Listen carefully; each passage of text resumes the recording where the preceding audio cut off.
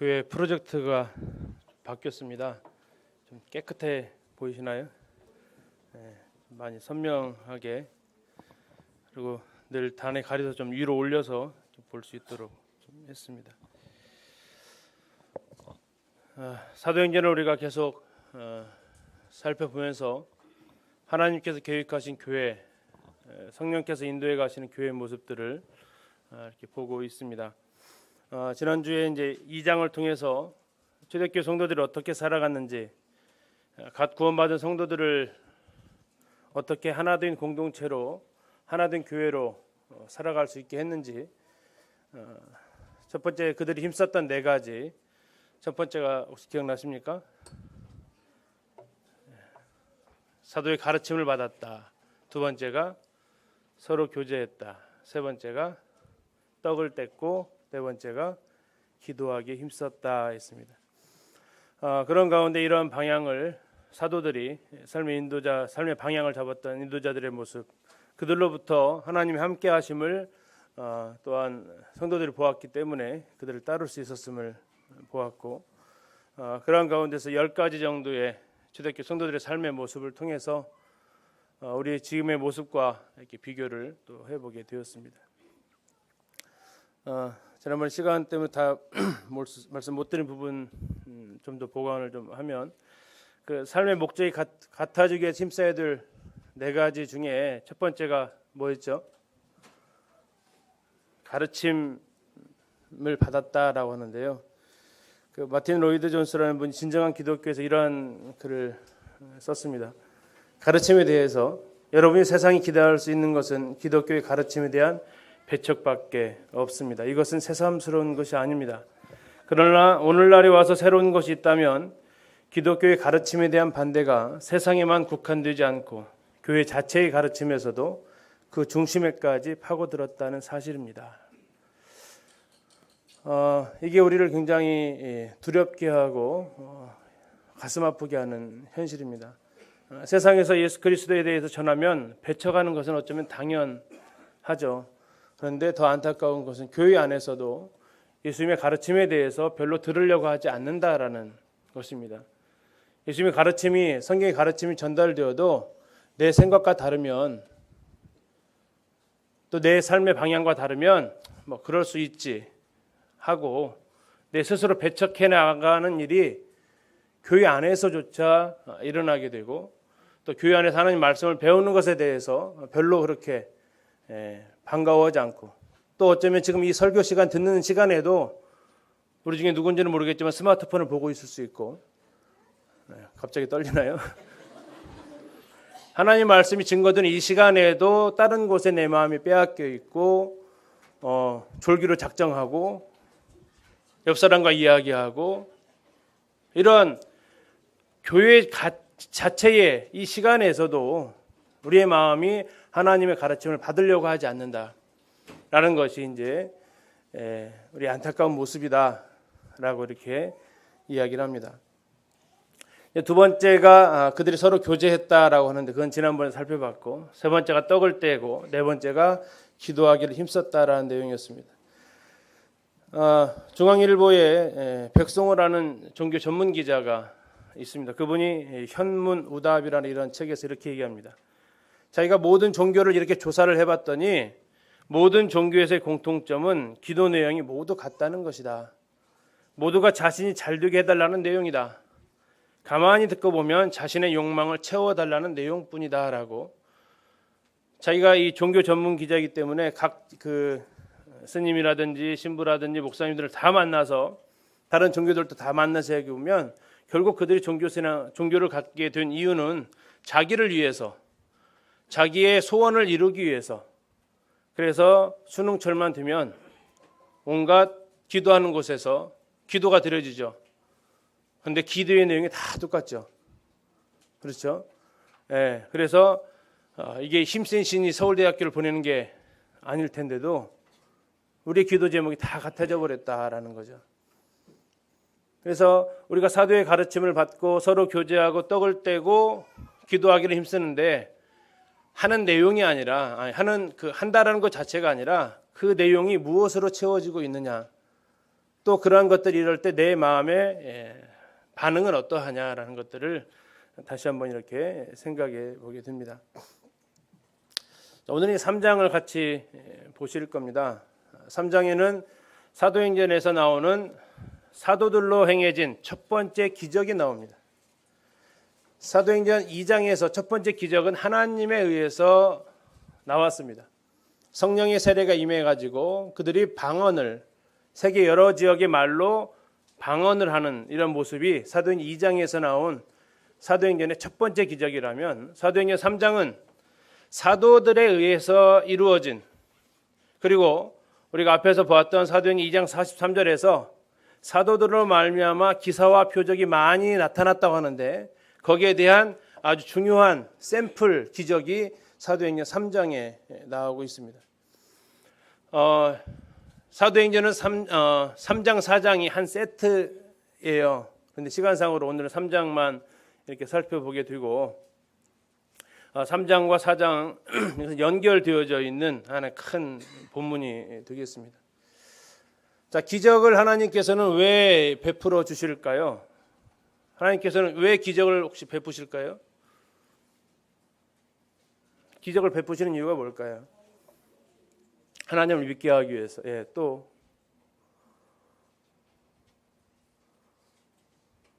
이 기적을 다른 말로 또 표적이라고도 하는데요. 그 자체의 목적이 있는 게 아니고 그걸 통해서 하나님께서 전달하고 싶은 메시지가 있을 경우에 그러한 일들을 행하시는 것을 보게 됩니다. 기적 자체가 목적이 아니고, 오늘 사도행전을 읽어보시면 알겠지만 기적은 1절에서 10절까지밖에 해당이 안 돼요.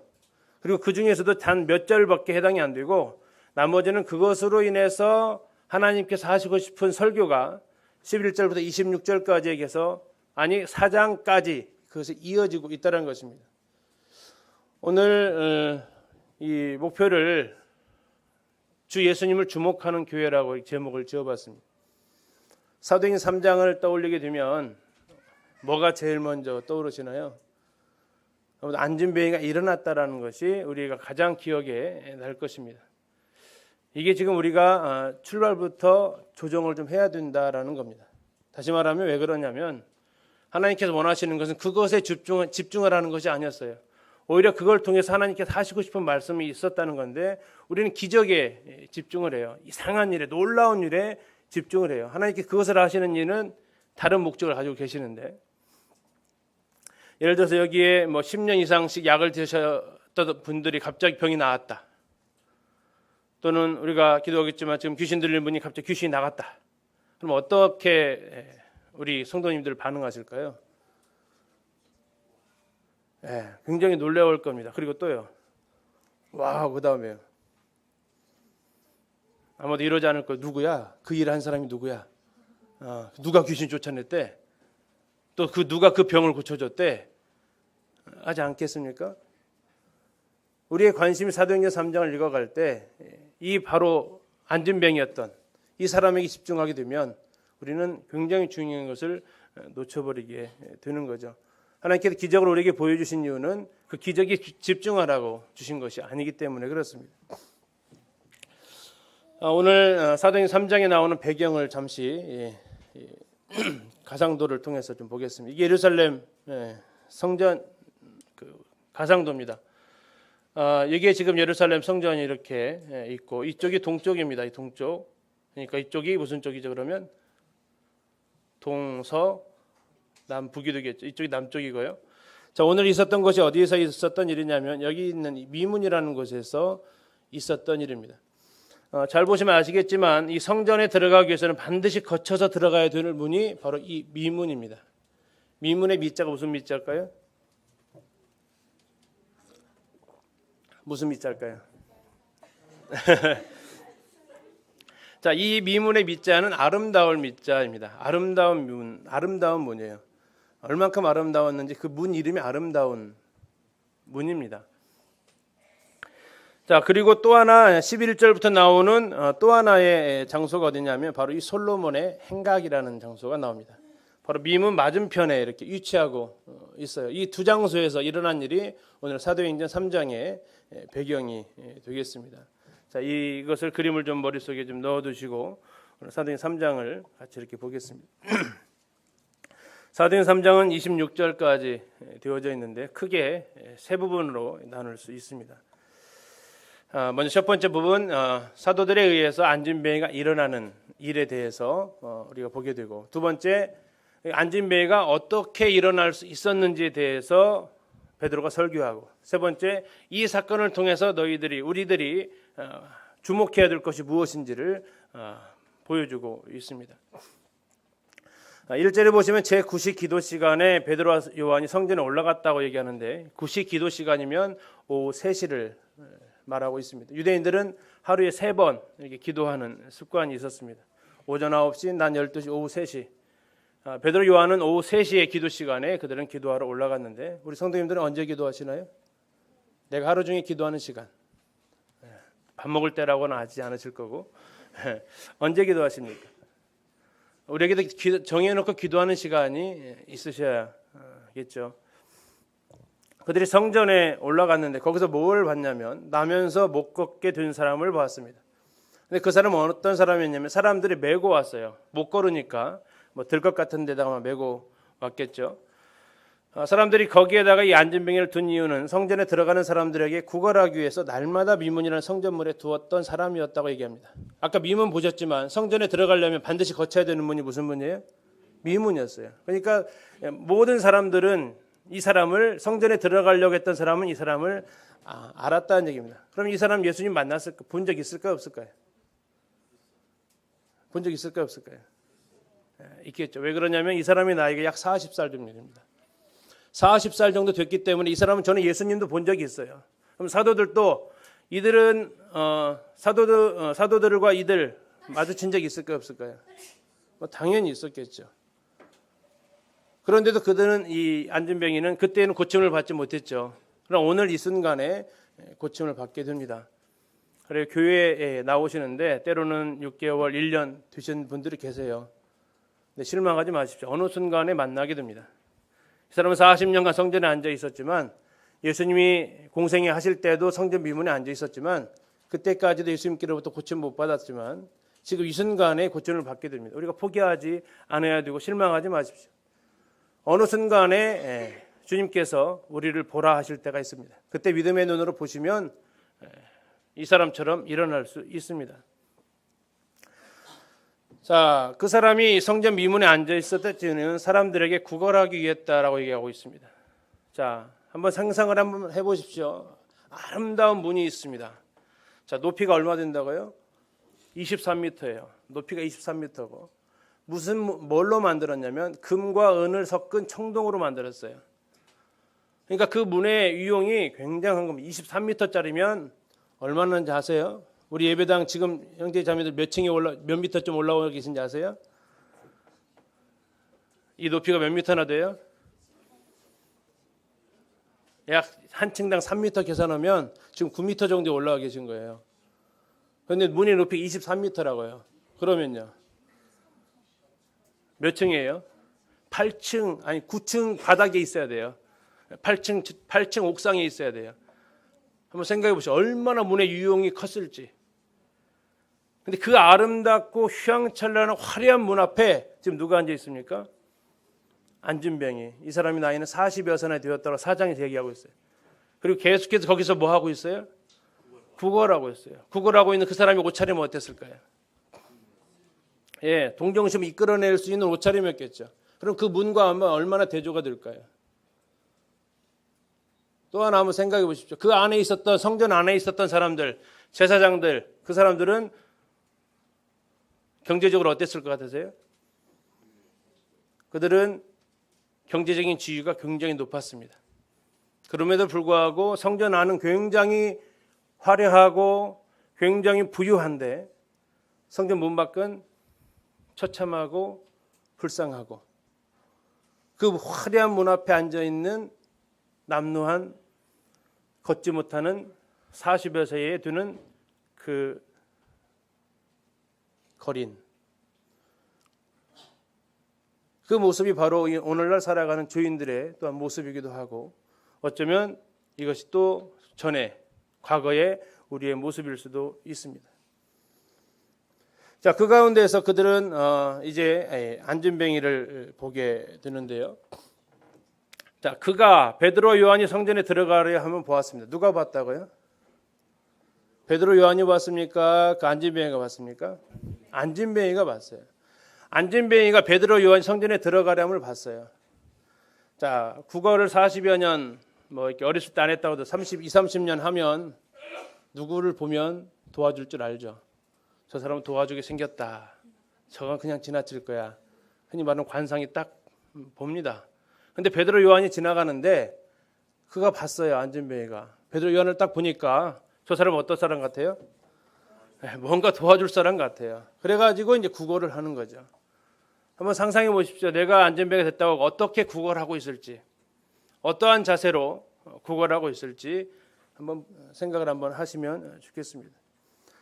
그때 4절에 베드로가 요한과 더불어서 주목하여 봅니다. 자, 이번에는 보는 게 좀 달라졌어요. 안진뱅이가 본 것은 도와줄 수 있는 사람 정도로 이렇게 쭉 훑어보는 거라면 베드로 요한이 보는 것은 어떻게 보는 거예요? 네. 그가 뭐가 필요한지를 주목해서 자세히 보는 거예요. 뭐가 필요한가 그가. 주목해서 보았다라고 얘기하고 있습니다. 자, 주목해서 보지 않으면 뭐만 보일까요? 그냥 쑥 스쳐가면 뭐가 보일까요? 그 안진뱅이의 남는 옷차림이 보일 거고 그 안진뱅이 앞에 있는 아마 돈통이 보였겠죠. 그리고 불쌍한 그의 얼굴에 그 주름이 보였을 거고 안타까운 마음이 들었을 겁니다. 이게 그냥 쭉 스쳐보면. 그런데 베드로와 요한은 스쳐보는 게 아니라 어떻게 봤습니까? 주목해서 봤어요. 그러니까 뭐가 보입니까? 그의 영혼의 필요가 보이는 거예요. 그의 근본적인 필요가 보이는 거예요. 한순간에 동전한 잎이 아니라 그를 정상적인 사람들의 생활 가운데로 그들을 인도하는 그의 진정한 필요가 보이기 시작하는 거죠. 우리가 영혼들을 볼 때에 처음에 스쳐보면 그 가정에 어려움들이 보이고 직장의 어려움들이 보이고 할 겁니다. 그러나 조금 더 주목해서 자세히 보면 뭐가 보입니까? 그 영혼의 근본적인 문제가 보이는 거죠. 그래서 우리가 무엇을 볼 것인가도 우리가 생각을 좀 하게 되고 그가 구걸하고 있다고 하는데 이 원어를 보니까 계속해서 구하였다는 얘기입니다. 그럼 어떻게 구했을 것 같으세요? 얼굴 보고 했을까요? 아니면 얼굴 숙이고 했을까요? 구걸하시는 분들 보면 얼굴을 대놓고 도와주세요 하시든가 고개를 숙이고 도와주십시오 하든가요. 그렇죠. 얼굴 쳐다보지 못하죠. 그러니까 뭐라고 그래 베드로 요한이? 우리를 보라 하죠. 그거 안 보고 있었다는 거예요. 고개 숙이고 제발 한 푼만 좀 도와달라고 구걸하고 있었던 거예요. 계속해서. 그때 이 베드로가 얘기하는 겁니다. 주목해서 보니까 그의 필요가 근본적인 필요가 보였던 거고 이제 그에게 얘기합니다. 우리를 보라고. 평상시에 베드로와 요한은 그들의 이 안진뱅이에 대해서 어쩌다 앉아 있으면은 우리가 주목해서 보는데 매일 앉아 있으면요. 그냥 또 왔구나 그냥 스쳐가게 돼요. 그런데 우리가 주목해서 보면 그의 필요가 보이게 되는 거고 이제 그를 향해서 우리가 우리를 보라고. 자, 우리를 보라 하면은 그 다음 행동이 어떻게 해야 돼요? 바라본 것에 대한 뭔가를 줘야겠죠. 근데 우리를 보라 하고 아무것도 안 하면 그렇죠. 욕먹죠. 나 무시하냐고 막 이 안 좋은 소리를 듣게 될 겁니다. 보라고 했으면 거기에 대한 무언가를 응당한 행동이 나와야겠죠. 자, 그래서 그가 이야기합니다. 5절을 보면 그가 그들에게서 무엇을 얻을까 하여 바라보았어요. 자, 이게 앞에서 3절에 나와 있는 바라본 것과 지금 바라본 것은 질적으로 다릅니다. 아까 3절에 바라본 건 어떻게 바라본 거예요? 도움을 그냥 줄 수 있을 사람 같으니까 했고 이 5절에서 바라보는 것은요. 이제 기대하고 있는 거죠. 무언가 기대하고 있는 겁니다. 왜? 보라고 했으니까. 자, 그때 베드로가 이야기합니다. 베드로가 이르되 은과 금은 내게 없거니와 내게 있는 이것을 내게 주노니 나사렛 예수 그리스도의 이름으로 일어나 걸으라 얘기합니다. 자, 첫 번째 말을 들었을 때 이 안진뱅이는 어땠을 것 같습니까? 은과 금은 내게 없다. 이 말 들으면요. 뭐야 왜 보라 그래 그런데. 은과 금도 없다면서 왜 쳐다보라고 하는 거야? 얘기하는 거죠. 그런데 그가 얘기합니다. 베드로가 내게 있는 이것을 너에게 준다라고 얘기해요. 나에게 있는 것을 준다. 그것이 뭐였냐면 나사렛 예수 그리스도의 이름이다라고 얘기합니다. 나에게 있는 것이 뭐냐? 나사렛 예수 그리스도의 이름이다라고 얘기해요. 그리고 그 이름으로 걸으라라고 얘기합니다. 방법이 아니고 그 나사렛 예수 그리스도 안에 있으면 너는 걸을 수 있다라는 얘기예요. 나사렛 예수 그리스도를 너희가 믿으면 너는 걸을 수 있다라는 얘기입니다. 자, 은과 금은 내게 없다라고 얘기하고 내게 있는 이것 나사렛 예수 그리스도의 이름으로 걸으라고 얘기하는데 우리가 가지고 있는 건 뭘까요? 그리스도께 가지고 있는 것은 은과 금입니까? 나사렛 예수 그리스도의 이름입니까? 아니면 둘 다 없는가요? 아니면 둘 다 가지고 있는가요? 어느 날 교황이 그 헌금함에서 나온 돈을 세고 있었는데 한 사제가 그에게 갔습니다. 그 교황이 무슨 얘기를 하냐면 이제 우리는 더 이상 사도 베드로가 했던 은과 금은 내게 없거니와 이 말을 안 해도 되겠네라고 얘기를 해요. 그러자 그 사제가 뭐라고 하냐면 그렇죠. 그리고 나사렛 예수 이름으로 걸으라는 말도 못하게 될 겁니다라고 얘기해요. 은과 금은 가지게 되었지만 뭐를 잃어버려요? 나사렛 예수 그리스도 이름을 잃어버려요. 우리에게 있는 게 무엇입니까? 우리가 세상에 줄 수 있는 게 무엇일까요? 은과 금인가요? 나사렛 예수 그리스도 이름인가요? 우리가 왜 은과 금을 주려고 하죠? 왜 은과 금으로 그 일들을 하려고 하죠? 나사렛 예수 그리스도 이름이 우리가 힘을 발휘하지 못하기 때문이 아닐까 생각합니다. 다 그렇게 판단할 수 없겠지만 혹시 들어보셨습니까? 한 손에는 빵, 다른 한 손에는 복음? 누가 했는지 아세요?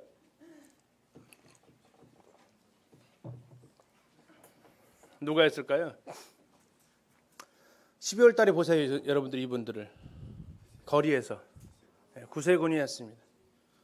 구세군이 이 말을 캐치프레이즈로 나서서 그들이 시작을 한 것이 한 손에는 빵을, 다른 한 손에는 복음을.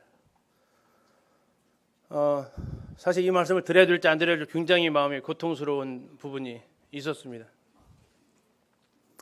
어쨌든 주님이 부담을 주셨기 때문에 하려고 합니다. 예수님께서 70명의 제자 파송하실 때 어떻게 하라고 하셨죠? 먹을 걸 가져가라고 했어요? 가져가지 말라고 했어요? 아니면 다른 사람 먹을 것까지 준비해서 가라고 했어요? 너희들 먹을 것도 준비하지 말라고 했어요. 만약에 이 한 손에는 빵, 다른 한 손에는 복음이라면 그렇게 하면 안 되잖아요. 사도 바울이 전도로 갈 때 그가 뭘 가지고 갔죠? 한 손에는 빵, 한 손에는 복음이었나요? 아니더라고요. 성경에서 쭉 보는데 이 캐치프레이즈는 없었어요. 혹시 발견하시면 저한테 가르쳐 주시면 감사하겠습니다. 사도행전을 쭉 읽어봐도 계속해서 읽어봐도 사도들이 전도여행 갈 때 그들을 물질적인 것들을 도와주면서 그들의 복음을 전했다는 것이 안 보여요. 그럼 어느 순간 우리는 굉장히 익숙해져 있습니다. 한 손에는 빵을, 다른 한 손에는 복음을. 오히려 사도 바울은 마게도니아의 그 가난한 성도들에게 복음 전한 이후에 뭐 했냐면 그들의 삶을 굉장히 궁핍했거든요. 그럼 도와야 하잖아요. 근데 그들이 어떻게 합니까? 그들이 그 가난 중에서도, 극심한 가난 중에서도 예루살렘 성도들에게 헌금을 해요. 혹시 한국교회가 선교지에서 들어온 헌금 받아본 적 있나요? 우리가 그런 가난한 형편은 아니니까 그럴 필요는 없을 겁니다. 예루살렘 교회는 굉장히 가난해서 그렇게 했지만 그럼 우리 한 번 정도 더 생각해 봐야 되지 않을까 싶습니다. 우리가 하는 사역을 은과 금으로 하려고 하고 있는지 정말 나사렛 예수 그리스도 이름으로 하려고 하고 있는지 교회 학교도 한 번 더 생각해 볼 필요가 있을 것 같아요. 우리 아이들에게 나아가고 그 아이들 신방하고 하는데 정말 은과 금으로 먹을 것과 놀이로 가려고 하고 있는지 아니면 정말 나사렛 예수 그리스도 이름 그분의 이름만 가지고 우리가 나가려고 하고 있는지. 물론 현 시대에서 아이들과 만나고 하는 가운데에서 먹을 것을 사먹이고 같이 놀아주고 하는 것을 부정하는 것이 아닙니다. 우리의 마음의 중심의 가운데에 나사렛 예수 그리스도의 이름이 없기 때문에 은과 금을 자꾸 쥐어주려고 한다는 것은 성경과는 그릇가고 있다는 얘기죠. 정말 우리에게 가지고 있는 것이 무엇인가? 세상을 향해서 나아갈 때, 영혼들을 향해서 나아갈 때 내가 가지고 있는 것이 그들의 이 궁핍을 도와주고 그들의 필요를 채워주려는 그런 목적인가? 아니면 정말 나에게 있는 것은 나사렛 예수 그리스도 이름밖에 없다고, 그리고 그 이름으로 우리가 나아가려고 하고 있는가? 어느덧 선교도 돈이 없으면 못하는 선교가 되어버렸습니다. 근데 그것은 성경에서 제가 봤을 때는 지지를 받지 못합니다. 사도가 전했던, 아니 초기니까 그렇다 아니고, 사도 바울이 계속해서 1차에서 4차까지 전도여행을 하는 과정 속에서 그가 물질을 가지고 그들의 생활을 살피고 선교지에 가서 그들에게 무엇을 해주면서 그 일들을 했다라는 기록이 없어요.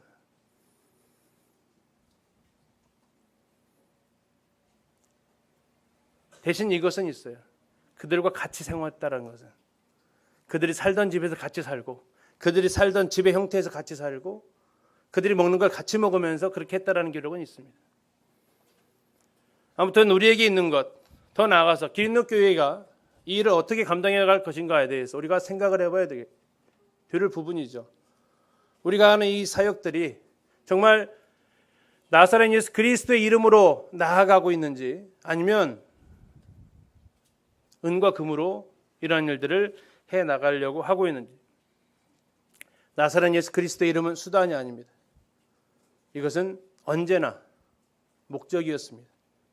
성경에서는. 그래서 우리는 정말 이 세상의 필요를 무엇으로 채울 수 있을까요? 당장은 눈에 띄어 드러나는 것은 은과 금입니다. 그걸 부인할 사람은 거의 없을 거예요. 그러나 그것으로 인해서 선교지에서 많은 실패, 또 안타까운 소식들을 듣는 것도 또한 사실이고, 우리 가운데서도 한국에서도 또한 동일한 모습입니다. 정말 우리가 가지고 있는 게 무엇인지, 내게 있는 것이 무엇인지, 내게 있는 것을 우리는 줄 수 있는데 이게 무엇인지를 우리는 생각하게 됩니다. 그리고 7절에 오른손을 잡아 일으켰다고 그가 얘기합니다. 발과 발목이 곧 힘을 얻었고 뛰어서서 걸으며 그들과 함께 성전으로 들어가면서 걷기도 하고 뛰기도 하며 하나님을 찬송했다라고 그가 얘기하고 있습니다. 성경은 기록하고 있습니다. 자, 일어나 걸으라 하고 아무것도 안 했으면 어떻게 될까요? 일어나 걸으라고 그냥 가만히 지켜보고 있으면, 성경은 그 뒤에 반드시 사도들이 그 다음 행동까지 했다고 얘기하죠. 뭐 했습니까? 오른손을 잡아 일으켰다라고 얘기합니다. 자, 그때의 발과 발목이 힘을 얻었다라고 얘기합니다. 뛰어서서 걸었대요. 여기서 뛰어섰다는 얘기는 뭘까요? 튀어 올랐다는 건 마치 용술주처럼 탁 튀어 올라갔다는 얘기예요. 자, 이 사람 나이가 얼마 정도 된다고요? 40년 정도 된다고요. 40년. 자, 혹시 팔 기부스 해보신 적 있으신가요? 이게 한 6개월 정도 하고 있으면 이게 제대로 펴지던가요? 이게 제대로 잘 안 펴진대요. 40년 동안 그 근육을 안 썼다면요. 서서히 펴지는 게 아니었어요. 서서히 힘들는 게 아니라 순간적으로 발과 발목, 이 발과 발목의 차이는 발은 발바닥입니다. 자, 발과 발목이 곧 즉시 힘을 얻으면서 그들이 튀어 올랐다는 얘기예요. 잡아 이렇게 하니까 아니고 잡아 딱 이렇게 툭 서버렸다는 얘기예요. 그리고 그가 걸었고 성전으로 걸어가는데 어떻게 했습니까?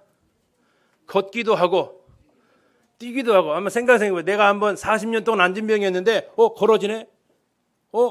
하면서 이게 뛰기도 될까 하면서 뛰기도 하고, 호핑 스텝을 했든지 무슨 스텝을 했든지 여러 가지 스텝으로 뛰어보면서 내가 뛰는구나. 내 안진병이가 고침받았구나. 그러면서 그가 어디로 달려들어가요? 성전으로 가요. 왜 성전으로 갔을까요? 안진병이는 성전에 못 들어가거든요. 드디어 갈 수 있었던 거. 늘 성전 문에서 왔다 갔다 하던 그 사람이 이제는 내가 하나님을 찬양할 수 있는, 하나님을 찬송할 수 있는 신분이 되니까 하나님을 향해서 나아가고 그분 앞에 그가 찬송하는 것을 보게 됩니다. 그가 베드로 요한을 찬송한 것이 아니었어요. 누굴 찬송합니까? 하나님을 찬송합니다. 좀 이따 보겠지만 우리가 행한 일들을 가지고 누가 찬송받고 있는지를 우리는 생각해 봐야 돼요. 이따 좀 말씀드리겠습니다. 어쨌든 그는 고침받은 이후에 처음으로 들어가는 곳이 성전이에요. 계속 문 밖에서만 바라봤을 겁니다. 그런데 그의 안진병이 고쳐지면서 그는 뛰어 올라더니 걸으면서 뛰면서 성전으로 들어가면 하나님을 찬양합니다. 자, 그 안에 성전 안에 있는 사람들의 반응은 어땠을까요? 이런 표정은 아니었을 거예요, 적어도. 그죠? 이 사람은 유명인사입니다. 그죠? 왜요? 늘 받은 사람이에요. 지금 몇십 년째 앉아있던 사람이에요. 누가 봐도 아는 사람이고, 근데 그가 안진뱅이가 아니고 갑자기 성전에 들어오더니 걷고 뛰고 그 입술로 찬양하는 거예요. 그거 봤을 때 사람들의 반응은 이게 뭔 일이야? 이게 무슨 일이지 지금? 하면서 백성들이 심히 놀랍게 여기며 놀랐다고 얘기하고 있습니다. 심히 놀란 거예요. 이건 도대체 무슨 일이냐라고 그들이 이제 관심을 기울인 겁니다. 그에게 일어난 일, 무슨 일입니까? 안진병이었던 자가 일어서서 걷고 뛰고 하나님을 찬양합니다. 우리가 구원받았을 때 이런 경험이 있으신가요? 구원받았을 때에 우리는 안진병이처럼 내 몸을 스스로 할 수 없었던 자가 주 예수 그리스도 이름으로 그 자리에서 일어서서 뛰면서 하나님 앞에 찬양하는, 그래서 내 주위의 사람들이 너에게 도대체 무슨 일이 일어난 거야? 그 일요일 날이면 늘 늦잠 자던 애가 왜 이렇게 빨리 일어나서 교회를 가고 놀기 바빴던 네가 어떻게 이게 달라질 수 있었던 거야? 우리가 구원받고 난 이후에 우리의 달라진 모습을 통해서 주변 사람들이 무슨 일이 일어난 거야 너에게 도대체? 그 좋아요도 왜 술도 안 먹어? 그러면서 그들에게 있어서 우리의 변화는 충격으로 다가오는 것입니다. 이 사람이 걷고 뛰고 하나님 찬송하는 이것을 봤을 때 그들은 심히 놀랍게 여기며 놀랐다라고 얘기하고 있습니다. 11절에 보면 나은 사람이 베드로 요한을 붙잡으니 모든 백성이 크게 놀라며 달려나가 솔로몬 행각이라 불리는 행각에 모였습니다. 자, 이 안진뱅이가 더 이상 안진뱅이가 아니었습니다. 이제 나은 사람입니다. 베드로 요한을 꼭 붙잡았대요. 두 가지 이유가 있다라고 학자들 이야기합니다. 첫 번째는 너무나도 고마워서, 두 번째는 아직은 나 또 다시 이거 불안하고. 왜 불안해요? 이게 내가 지금 꿈꾸는 건지 아니면 이게 일순간에 된 상황인지, 그래서 떠나면 불안해서 붙잡았다고. 어쨌든 중요한 것은 꼭 붙어 다니니까 사람들이 알게 되더라 이거죠. 누구를요? 베드로 요한을 알게 되더라 이거예요. 이 사람들이 지금 안진병이를 이렇게 세운 사람이구나. 자, 형제 자매들이 베드로 요한이라면 어떠실 것 같아요? 안진병이한테요, 일어나 걸어라, 딱 일어났어요. 사람들이 와, 모든 시선이 나를 향하고 있어요. 어떠실 것 같아요?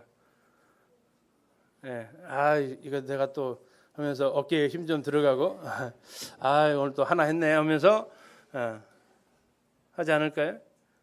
내가 복음을 전했는데 정말 구원 못 받을 것 같은 사람이 딱 구원 받아버렸어요. 어떻게 될까요? 나는 복음의 은사가 있어. 이러고, 아니 우리 귀신 때문에 사로잡혀 고생하신 그분 딱 축신을 했는데 귀신이 확 나가버렸어요. 성도들이 누구야 했는데 그분이 이분이 기도했는데 나갔어요 하는 거예요. 어떠실 것 같으세요? 그러면 우리 마음이, 사도 요한이, 베드로 요한이 그 상황이에요. 아마 이제 이 양쪽 팔을 끼웠는지 어찌는 모르겠지만 이 사람이 나를 고쳐줬다고 얘기합니다.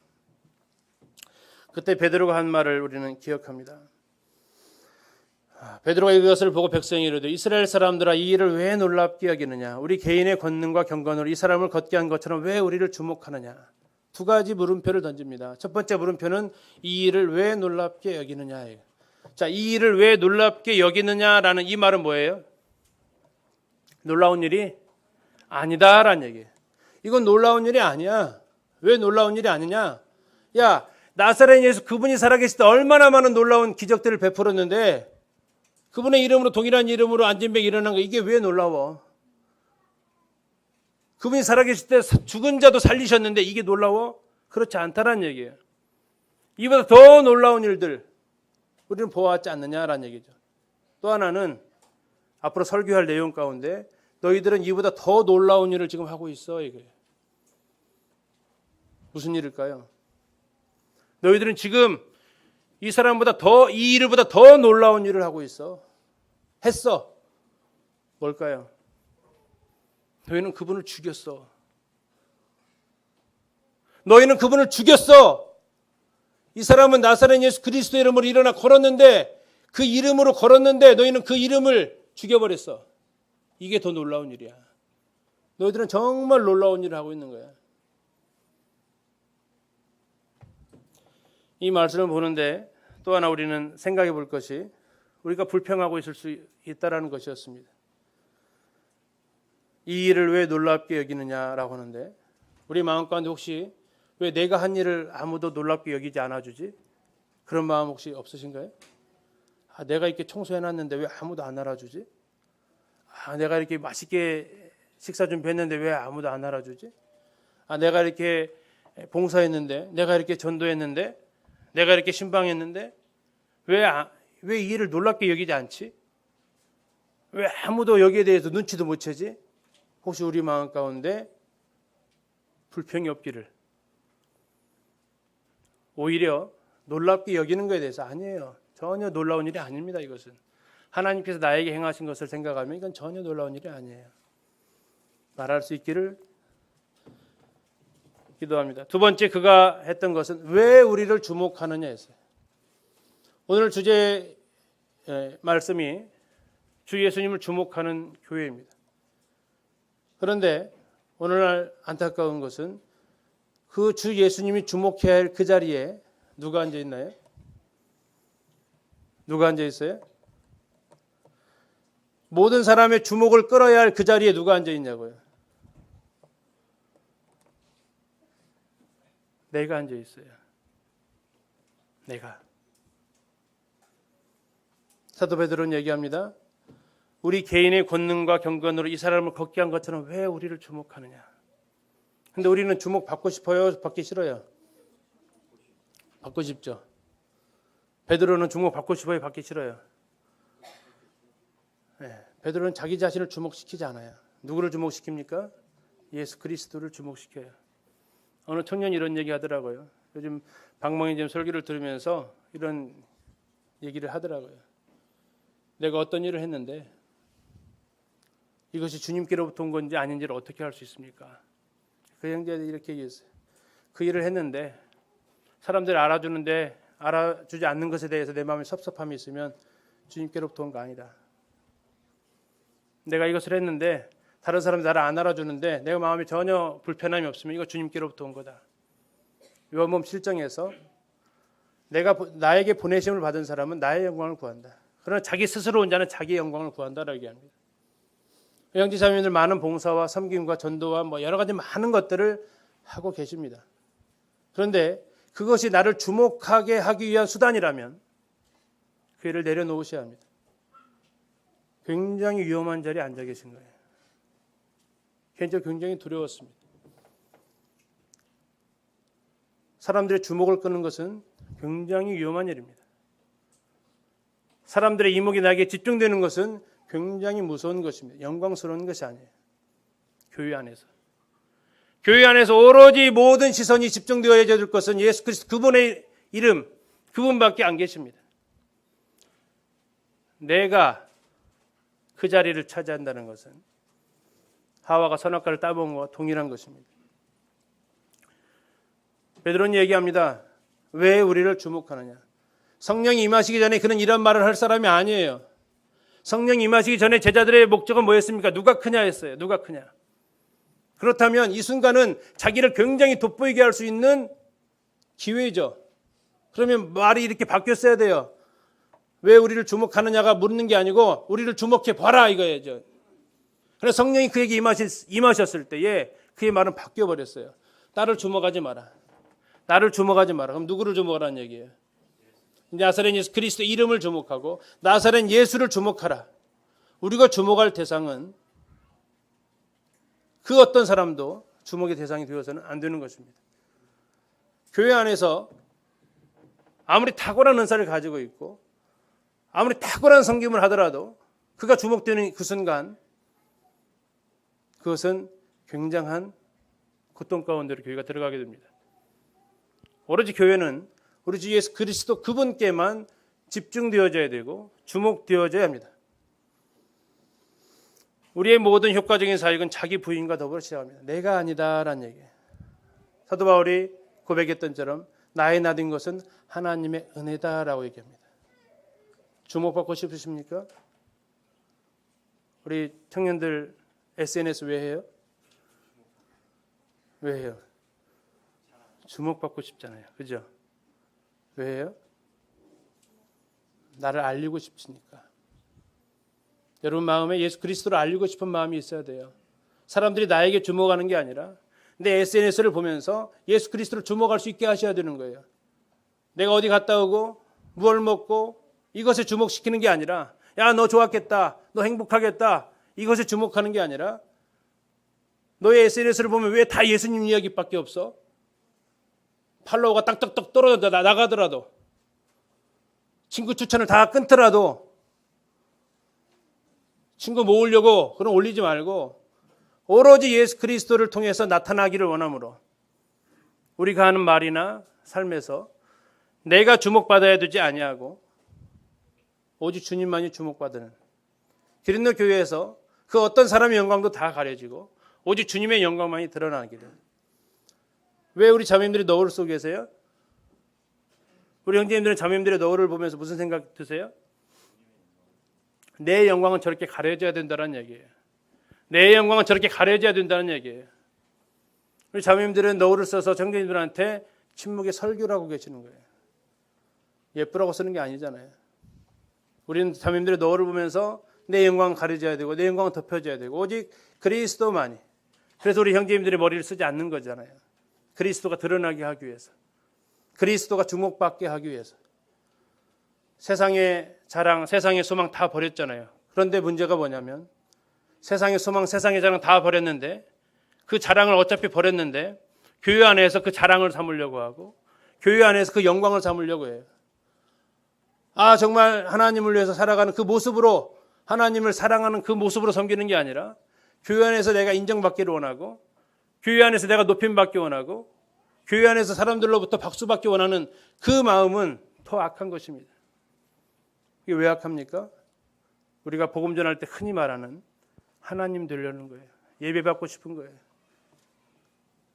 우리의 동기가 그렇게 되지 않기를 정말 원합니다. 우리 잘못된 불평이 있잖아요. 왜 나를 주목하지 아니하느냐. 베드로는 왜 우리를 주목하느냐라고 그가 통탄했다면 우리는 이 시간도 왜 나를 알아주지 않느냐, 왜 나를 주목하지 않느냐라고 너무나 곁길로 가지 않기를. 오직 교회는 주 예수 그리스도만 주목받을 수 있는 교회가 되기를. 사도 베드로가 했던 그 말처럼 소원합니다. 13절에서 아브라함과 이삭과 야곱의 하나님 곧 우리 조상의 하나님이 그의 종 예수를 영화롭게 하셨다라고 합니다. 그리고 너희가 그를 넘겨주고 빌라도가 놓아주고 결혼한 것을 너희가 그 앞에서 거부했다고 하면서 너희들이 얼마나 지금 놀라운 일을 하고 있는지를 얘기를 하고 있어요. 오직 예수 그리스도 그분만이 영화롭게 되셔야 합니다. 그런데 너희는 그분이 영화롭게 되는 것에 대해서 거부했다는 얘기예요. 근데 이 이야기를 누가 하냐면 예수님 3번 부인했던 베드로가 해요. 좀 아이러니죠? 자기 예수님 3번 부인했는데 지금 이스라엘 백성들을 향해서 너희들 지금 예수님 왜 거부하고 예수님 왜 부인하고 있냐라고 얘기해요. 그것은 어떤 사람만 할 수 있습니까? 여기에 회개한 사람만 할 수 있어요. 그 죄악이 얼마나 큰지를 알았던 사람만이 할 수 있었던 거죠. 그들이 했던 죄악이 뭐냐면 예수 그리스도를 넘겨주었고 죽음에 넘겨주었고 예수님을 거부했던 악을 행합니다. 14절에 그들의 죄악이 더 나오는데 너희가 거룩하고 의로운 일을 거부하고 도리어 살인한 사람을 놓아주기를 그의 생명의 죄를 죽였다라고 합니다. 대조하고 있습니다. 거룩하고 의로운 일을 거부했는데 무엇을 구했어요? 살인한 사람을 구했어요. 우리가 주목해야 될 구원자가 지금 살인자의 면전에서 거부당하고 있는 거예요. 우리를 구원하신 그분이 내 앞에서 거부당하고 있으면, 내가 그분의 영광을 가리는 자리에 있으면 이것은 우리가 정말 놀라운 일을 하고 있는 거예요. 정말 깜짝 놀랄 일을 하고 있는 거예요. 생명의 죄를 죽였다. 그런데 하나님은 그를 죽은 자 가운데서 살리셨다. 그들은 거부했던 그분을, 하나님은 거부했던 그분을 살리셔가지고 이제 이분을 주목해 보라고 하는 거예요. 너희가 지금까지는 그를 거부했지만 이제는 그분을 주목해서 하나님이 다시 살리신 그분으로 주목해서 보라고 얘기하고 있고 우리는 이 일의 증인이래요. 부활의 증인만이 아니고 앞에서부터 13절부터 쭉 얘기하고 있는 십자가의 죽음과 부활의 증인이라는 얘기예요. 16절에 그 이름을 믿음으로 그 이름이 너희가 보고 아는 이 사람을 성하게 하였나니 예수로 말미암아 난 믿음이 너희 모든 사람 앞에서 제가 완전히 낫게 했다라고 얘기합니다. 자, 그 이름을 믿었대요. 그리고 그 이름이 성하게 했대요. 우리가 주목해야 될 것은 베드로 요한이 아니고 뭡니까? 나사렛 예수 그리스도 그분의 이름입니다. 우리가 주목할 것은 예수로 말미암아 난 이 믿음인데 우리가 주목할 것은 베드로와 요한이 아니고 오직 예수 그리스도 그분입니다. 그래 그분만이 완전하게 나을 수 있고 그분만이 사역을 완전하게 이룰 수 있습니다. 우리는 손가락을 보느라 손가락 가리키는 것을 보지 못합니다. 자, 아이들한테 이렇게 얘기하죠. 자, 여기 봐라 하니까 아이들 어디 봐야 돼요? 제 손을 보라는 게 아니잖아요.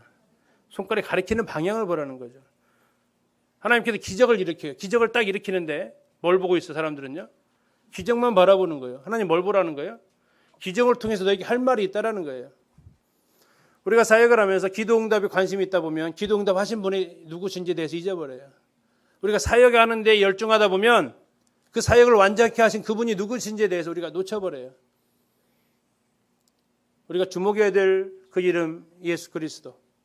우리가 주목해야 될 그분 오직 주 예수 그리스도이십니다. 이제 12절 16절의 구조를 잠깐 이렇게 이해하기 쉽게 좀 보여드리면 개인의 권능과 경건이 이적을 일으킨 것이 아니라고 베드로가 부인하죠. 그리고 하나님께서 예수님을 부활하게 하셔서 영화롭게 하셨는데 문제는 뭐냐면 너희들이 그 예수님을 죽였다. 이것이 놀라운 일이다 이거예요. 자, 그런데 하나님께서 예수님을 영화롭게 하셨는데 어떻게 하셨느냐? 하나님께서 예수님을 살리심으로 영화롭게 하셨고 예수님으로 말미암아 믿음이 기적을 일으켰는데 왜 그러냐? 이것은 개인의 것이 아니라 하나님께로부터 온 것이다라는 얘기입니다. 이 구조를 통해서 사도 베드로가 말하고 싶었던 요지가 뭘까요? 베드로가 이 말을 통해서 하고 싶었던 얘기는 뭡니까? 안진병이 일어난 거 여기에 관심 두려고 하지 말고 이것을 누가 일으켰는지에 대해서 관심을 둬라. 그런데 너희가 그분에 대해서 어떻게 행했는지를 너희는 주목해라. 병 나은 거 가지고 놀랍다 할 게 아니라 이 사람의 병을 고치신 분이 누구인지를 주목해라. 그리고 그분을 너희가 어떻게 대했는지를 주목해라. 그것이 이제 세 번째 나오는 설교의 핵심입니다. 17절에 형제들아 너희가 알지 못해서 그리했고 너희 관리들도 알지 못해서 그러한 줄 안다. 그러나 중요한 것은 하나님 모든 선지자 입을 통해서 그가 고난받으실 일을 미리 알게 하셨다. 다시 얘기하면 이렇습니다. 너희들은 몰라서 예수님을 십자가에 못 박아 죽여달라고 했고 죽였다. 그러나 너희들이 모른다고 해결될 일이 아니고 하나님은 이것을 굉장히 오래전부터 준비하셨던 일이고 하나님께서는 이것을 준비하셨을 뿐만 아니라 모든 선지자 입을 통해서 계속해서 이것을 말씀해 주셨다.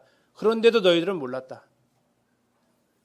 그러나 너희들이 몰랐다 하더라도 하나님은 하나님께서 계획하신 일, 하나님께서 증언하신 일을 그분이 완전하게 이루셨다라고 얘기합니다. 그러므로 너희가 회개하고 돌이켜 너희 죄 없이 시험을 받으라. 이같이 하면 새롭게 되는 날이 주 앞으로부터 이를 것이요 또 주께서 너희를 위하여 예정하신 그리스도 곧 예수를 보내실 것이다. 자, 그들은 이제 충격을 받게 됩니다. 무슨 충격입니까? 안진병이를 일으켰던 나사렛 예수 그리스도 그분을 어떻게 했어요? 내가 죽였어요. 나사렛 예수 그리스도를 어떻게 이 사람이 안진병에게 일어설 수 있었지? 어떻게 그가 걸을 수 있지? 뛸 수 있지? 그런데 그 놀라운 능력을 일으키신 그분을 내가 죽였다고요. 그를 향해서 베드로는 외칩니다. 회개해라. 돌이켜라. 그래서 너희 죄 없이 함을 받아라. 다시 얘기하면 회개하지 않으면 죄 없이 함을 못 받는다는 얘기입니다. 회개해야만 새롭게 되는 날이 이릅니다. 우리 형제자매들 회개하셨던 적 있잖아요. 내가 하나님 나의 죄가 우리 주님을 죽였네요. 회개했던 그때에 우리에게 일어났던 일은 새롭게 되는 날이 있습니다. 새롭게 되는 날. 그리고 이제 그분은 다시 우리에게 오실 것을 얘기하고 있습니다. 자, 이것은 하나님이 급주에서 만들어낸 것이 아니었습니다. 이것은 하나님이 영원 전부터 계획하신 일이었습니다. 그러면 영원 전부터 계획했으면 얼마나 이걸 주목해 봐야 되냐 이거죠. 우리가 1년 준비한 것도 딱 나타나면 와 대단하다 하는데 10년 100년이 아니고 영원 전부터 준비한 거예요. 영원 전부터. 그리고 거룩한 선지자들의 입을 통해서 말하고 있어요. 정말 믿을만하고 신실한, 누가 말해도 그 사람 말은 맞다라고 말할 수 있는 사람들의 입을 통해서 계속해서 말씀하셨어요. 그렇다면 이게 얼마나 중요한 일이냐고요. 얼마나 우리가 주목해야 될 일이냐고요. 무슨 일입니까? 안진병이를 살리신 나사렛 예수 그리스도. 그런데 그분을 누가 죽였다고요? 내가 죽였다. 이것이 얼마나 우리가 주목해야 될 일인가. 그분이 이제 다시 오실 것을 얘기하고, 그분은 지금 하늘이 그를 받아두고 계시다고, 그분은 다시 오신다라고 이스라엘 백성이 회개를 촉구합니다. 또 이야기합니다. 이것은 성경에서 예언되었던 일이다. 모세를 통해서 하셨다. 신명기 18장 15절에 나오는데, 나 같은 선지자 하나를 세울 것이다. 그 예언이 그대로 이루어진 것이다. 그래서 모세가 얘기했던 그의 모든 말을 듣는 사람은 복을 받지만 그의 말을 듣지 않는 자는 멸망받을 것이다. 그분이 누굽니까? 나사렛 예수 그리스도. 그분의 말을 듣지 않으면 멸망당한다. 회개를 또 촉구하고 있습니다. 그리고 이것은 사무엘 때부터 계속해서 지금까지 말하고 있었던 일이다. 얼마나 주목해야 될 사건인지 계속해서 이야기하고 있습니다. 너희는 선지자들의 자손이고 하나님 저희 조상과 더불어 세우신 언약의 자손이다. 그리고 너희들은 아브라함의 자손이야. 너희들 이 민족의 정체성인데, 자, 그때 아브라함이 했던 그 약속을 너희들이 기억해라. 지금 계속해서 베드로는 최근에 있었던 사건부터 계속 지금 창세기까지 갔어요. 창세기 아브라함에서까지도 그분은 지금 이 일들을 말씀하고 계셨다는 얘기예요. 아브라함에게 너의 씨로 말미암아 복을 받으리라. 너의 씨가 누구예요? 나사렛 예수 그리스도. 이분을 통해서 모든 민족이 복을 받게 되는. 자, 무슨 민족이라고요? 이스라엘 민족이 아니고 모든 민족이. 이 사건의 파급력이 어디라고요? 지구상 모든 민족이라고요. 예수님이 마태복음 28장에서 그래서 무슨 명령을 하세요? 너희는 가서 모든 민족으로 제자를 삼으라고 했어요. 이것의 파급력은 온 세상이라는 것입니다. 우리가 얼마나 주목해야 될 사건입니까? 하나님이 그 종을 세워 복 주시려고 너에게 먼저 보내사 너희로 하여금 각각 돌이켜 그 악함을 버리게 하셨다라고 했습니다. 하나님이 종, 표현은 좀 어떠세요? 하나님이 그 종, 그 종이 누구예요? 그 종이 누구예요? 예수 그리스도. 원래 이렇게 표현하면 좀 아니지 않나요? 원래 그분은 누구셔요? 하나님의 아들. 하나님의 아들이 뭘로 오신 사건이에요? 종으로 오신 사건이에요. 하나님의 아들이 종으로 오신 사건이에요. 하나님의 아들이 종으로 오신 그분을 우리가 주목해야 되지 않겠냐고요. 하나님의 아들이 어떻게 사람의 모양으로 오고 사람의 모양으로 통치자로 오는 게 아니라 어떻게 그 종의 모습으로 오고 계시냐고요. 우리는 마가복음을 가리켜서 하나님의 종으로 오신 예수 그리스도에 대해서 말해주고 있다라고 얘기합니다. 근데 마가복음 1장 1절이 무슨 말씀인지 아세요? 마가복음 1장 1절. 우리가 마가복음은 하나님의 종으로 오신 예수 그리스도를 말하고 있다고 하는데 마가복음 1장 1절이 혹시 어떻게 시작하는지 아세요? 하나님의 아들 예수 그리스도 복음의 시작이다라고 얘기하고 있어요. 누구라고요? 하나님의 아들이라고요. 하나님의 아들이. 하나님이 구원 사역을 이루시기 위해서 종의 모습으로 이 땅에 오셨어요. 너희들에게 복 주시려고. 근데 복을 받으려면 반드시 뭐를 해야 돼요? 악함을 버려야 돼요. 그 악함을 버리고 회개해야 돼요. 그렇지 않으면 망한다고요. 이스라엘 백성들에게 안진뱅이가 일어난 이 기적을 본 사람들에게 베드로가 외치고 있는 거예요. 놀라운 일이 있다.